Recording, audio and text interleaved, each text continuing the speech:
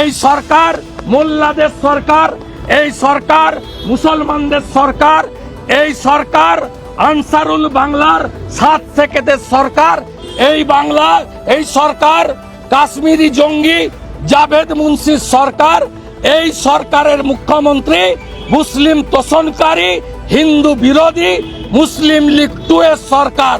তাই এই সরকারের বিরুদ্ধে আমাদের আন্দোলন চলবে। গোটা বাংলার হিন্দুদের কাছে বিচার রেখে দিয়ে আমি আমার কথা শেষ করলাম। শুভেন্দু অধিকারী মহাশয় হয়তো জানেন না যে মমতা বন্দ্যোপাধ্যায় আজকের পশ্চিমবাংলাকে উন্নয়নের সর্বোচ্চ শিখরে পৌঁছে দিয়েছেন। তিনি যা কিছু সামাজিক প্রকল্প করেছেন হিন্দু মুসলিম জৈন খ্রিস্টান ধর্ম মত নির্বিশেষে সবার জন্য করেছেন। উনি যেটা বলছেন যে মমতার সরকার মানে মুসলিমদের সরকার, এটা সর্বত্র ভ্রান্ত কথা। কারণ মমতা বন্দ্যোপাধ্যায় ইতিমধ্যে আমরা জানবেন যে দুর্গাপূজাকে বিশ্বের দরবারে পৌঁছে দিয়েছেন। প্রচুর বিদেশি অতিথি আজকের এই দুর্গাপূজা দেখতে আসে। পশ্চিমবঙ্গের প্রতিটি জায়গায় দুর্গাপূজা মহাসমারোহে উদযাপিত হয়। শুধু দুর্গাপূজা কেন, কালী পূজা, গণেশ পূজা, সমস্ত ক্ষেত্রে পূজাতে মমতা বন্দ্যোপাধ্যায় মা মাঝিমণি সরকার সেগুলো সহায়তা করে। ক্লাবকেও আর্থিকভাবে সহযোগিতা করেছে এই পুজোগুলো করার জন্য। এবং এই যে ক্লাবের যে আর্থিক সাহায্য, এটা ওই শুভেন্দু অধিকারীর যে বিজেপি পার্টি তো সর্বত্রভাবে এর বিরোধিতা করেছে। তার মানে কি যে হিন্দুদের বিরোধিতা বিজেপি করেনি? আজকের দীঘাতে যে মন্দির স্থাপিত হচ্ছে পুরীর মন্দিরের আদলে, তা সেটা কি হিন্দুদের জন্য নয়? তাহলে কেন আজকে বলবে?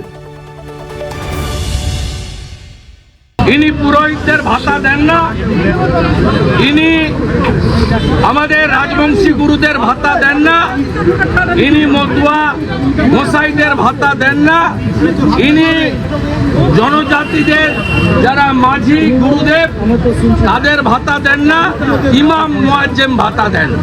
তাই এই সরকার অ্যাপিটমেন্টের সরকার, একবার নয় 1000 বার। পরিসংখ্যান দিয়ে দেখা যায় যে উন্নয়নের ক্ষেত্রে তারপরে কারণে বলা যায় অন্ন বস্ত্র শিক্ষা গৃহ স্বাস্থ্য আমরা সব ক্ষেত্রে দেখছি মুসলমানরা পিছিয়ে পড়ে যায়। তাদের জন্যে, তাদের এলাকার জন্যে মমতা ব্যানার্জি একমাত্র সবার জন্যে লক্ষ্মীর ভাণ্ডার রূপশ্রী কন্যাশ্রী করেছে, ভালো প্রকল্প।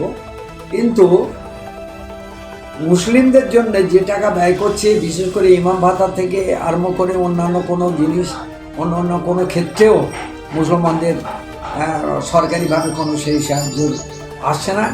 অথচ পুজো, পুরোহিত ভাতা এবং ইত্যাদি মিলিয়ে এবং মন্দির তৈরি যেটা তৈরি করছে, সেক্ষেত্রে দেখা যাচ্ছে যে হিন্দুদের দিকে তার চিন্তাভাবনা বিজেপির চিন্তাভাবনার সঙ্গে সমান। সুতরাং শুভেন্দু অধিকারী সে কথাটা না বলে, এরা যেহেতু এ কথা ঠিকই মুসলমানদের উপরে যে অত্যাচার স্বাধীনতা পরেই 1948 সালে কলকাতায় মুসলমানদের উপরে অত্যাচার হয় এবং দাঙ্গা হয়, এখানেও এই বিজেপি তখন ছিল না, আরএসএস ছিল, হিন্দু মহাসভা ছিল, তারা করেছে। আজও দেখা যাচ্ছে তাদের যারা উত্তরসূরি আছে এরা তার মধ্যে বিধানসভায় নির্বাচিত শুভেন্দু অধিকারী যে বক্তব্য বলেছে সর্বৈব মিথ্যা, এবং সে একটা দুর্নীতিপরায়ণ মানুষ। এবং আমরা তার প্রতিবাদ করি এবং পরিসংখ্যান দিয়ে দেখাতে পারবে না যে মুসলমানদের কতটা উন্নয়ন করছে আর কতটা হিন্দুদের দিকে তার এই সরকার উন্নয়ন করছে। এর সঙ্গে একটি কথা ছোট্ট আমি বলে দিই যে আবাস প্লাস আবাস বা বাংলার আবাস, যে ঘর 12.5 লক্ষ ঘর টাকা ছেড়ে দিয়েছে বলা হয়েছে, কিন্তু বাস্তব ক্ষেত্রে আমরা দেখছি মুসলমানদের জন্য দিচ্ছে 15% আর হিন্দুদের জন্য দিচ্ছে 85%। অথচ জনসংখ্যার ভিত্তিতে দেখতে গেলে 30 থেকে 35% মুসলিম, সেখানে মুসলমানরা বঞ্চিত হচ্ছে। অতএব এর থেকে যা পরিসংখ্যান আছে বিভিন্ন ক্ষেত্রে, উন্নয়নের ক্ষেত্রে মুসলমানরা বঞ্চিত। সুতরাং শুভেন্দু অধিকারীর কথা সর্বৈব সত্য নয় এবং মিথ্যা, এবং এটার আমরা তীব্র প্রতিবাদ করি।